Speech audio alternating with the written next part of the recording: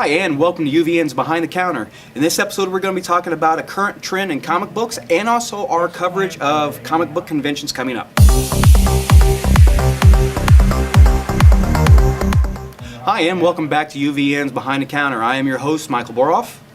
I'm Richard Ketterjan. This episode, we're going to start off with talking about some comic book conventions coming up and also an apology we owe. Yeah, sorry, Chuck. We had a bunch of car trouble go on. We were getting ready to go to Derby City as of last weekend, and my car was smoking, so us knowing nothing about cars, I didn't want to take my car. Yeah. And Mike had a little trouble with his car, too, and, of course, Peanut doesn't drive, so. So, yeah, to Chuck Moore and everybody that got to attend the Derby City Comic Con, we are so sorry for not going. If you get a chance to check out their page, photos from the show are already popping up. Comicrelated.com, go there, tons of stuff. But yeah, unfortunately, the god of cars was not in our favor, and me and Richard both know from past experiences when you get signs such as this, stay home. Stay home. Correct. Stuff happens to us, man. It's weird. Yeah, we did the reenactment of the Avengers ending. Yes, we sat around and had shawarma. But that, luckily for us, is not the end of the convention scene this year. Oh, no. July, there's a ton of events going on at comic shops across Ohio. Yes. The first one, the weekend of the July 11th, 12th, and 13th is one of the busiest weekends in Ohio. 3 different events going on that weekend. First up, at the Laughing Ogre Comics, they're having the Mini Indie Org Con. This is the return. They used to do this down there, and they're having a bunch of Columbus creators in and out the whole weekend. More than I could list here, so go to our website, follow the link back to their page, and they have a list of everybody. We're talking everybody from Columbus area. Yeah, seriously, if you look at it and you're planning on like hitting all of them, fill up the gas tank, brother, because you're going to be doing some serious driving. They're going to do it in increments of, like, I think 4 hours. So, like, Friday night, they're going to have some there. Saturday, they got 2 shifts. Sunday, they got, like, 2 shifts. So just go there, find out who's going to be what. And then down in Pickle, Ohio at RU Games is their 2nd anniversary celebration. Yeah. And a bunch of our friends from the show is going to be down there, too. Sean Fournay and Patrick is going to be there. Twilight Star is going to be there. And Bill's still doing comics. Yes, Bill Gladman is still doing comics. Bill, what's going on? Yeah. But he's supposedly his last appearance. Yeah. And then up at the Fremont, Rupp's Comics. They're having their Return of the Summer Sale, which is a huge warehouse sale. I've been to this. Comic books, you get a box, you fill up comics, and it costs you like a price or a discount. Money. And they're also doing the Batman 75th anniversary celebration with as Jason Fabok, I think is how it's pronounced. Yeah, Fabok. So I'm not sure, but this should be a good celebration. Yeah. And the following, on the Monday, on July the 14th, is Geek Trivia Night at Alter Ego Comics is sponsoring that. So that should be interesting. Go to their Facebook page, follow that link. Yes, Geek Trivia is sponsored by Alter Ego. Is going to be shot just like a block from here at the Met, so guys, remember, the Met is a nice place. Just shower, wear a shirt with a collar, shoes, bring it home, it's like represent your geek culture, but do it in a nice way. And come, you might see us and get videotaped with us smoking you. Then a couple weeks after that, down at Pack Rat Comics is their annual Not at Comic Con. Yes. Which the theme this year is celebrating 75 years of Batman and superhero training. So yeah. It should be interesting to go down. And then here at Alter Ego will be a Batman 75th anniversary and a Doctor Who combination. Yep. So yeah, stop on out. You might see somebody in either a fez or the brown pinstripe suit. So it looks like comic shops across Ohio is really doing a lot of stuff in the month of July. Yeah, as if they don't get enough of my money. Seriously. Speaking of selling money, the second half of our episode originally started off with I wanted to do a review of the much anticipated Big Trouble in Little China comic book adaptation. It's not even an adaptation, it is a pure full-on sequel. The book is entitled, Big Trouble in Little China, The Further Adventures of Jack Burton and the Pork Chop Express. If you're like me, that is one of my all-time favorite movies. It is one of the most quotable movies in all of cinematic history as far as I'm concerned. And it's one of my all-time favorite movies. And when I had heard that they were going to be doing a comic book version of it, I was like all about it. And then when I picked it up, it blew my mind because it is literally a direct sequel to the movie. The last 2 minutes of the movie is like the first page of the book. And it is fantastic. And I wanted to do a review of it, but I got to thinking, expelling on that idea. It seems like in the past few years, it's always been around, but not so much as the past few years, where comic books are becoming the direct sequels to movies that we've been aching for years. Well, it's easier. Yes. You don't have to pay such and such X million dollars, For visual effects. Exactly. We'll pay this guy, a fraction of that who can draw Knock out Jack. beautiful art. Yes, and you're able to do, even with today's technology, you're able to do so much more in the comic book medium than you are with the movies. And I got to thinking, well, how many of those properties are out there? And I got to thinking about it. There's so many of them. Oh, I mean, yeah. and this isn't just a new phenomenon. It seems to be the trend right now.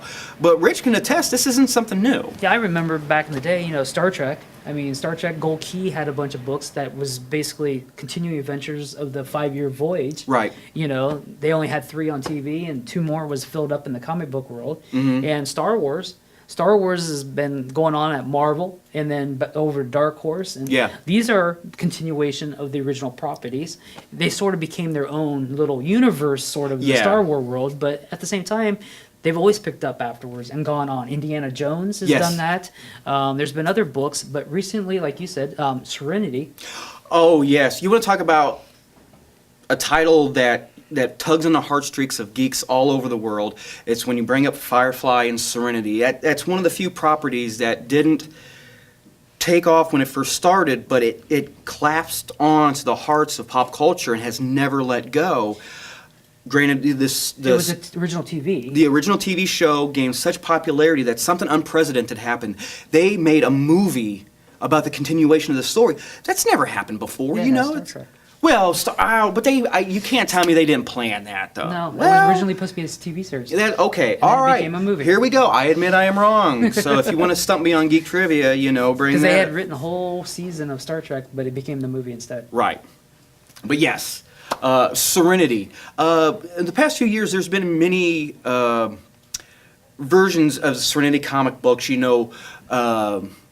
set in the same universe, I would say, but different stories. Like the one about Book, we got to learn more about him. Right. But the current Leaves on the Wind is a direct sequel to the movie Serenity. I mean, it takes place right after, and it's hard for some of us to read because we know we lost some people in Serenity.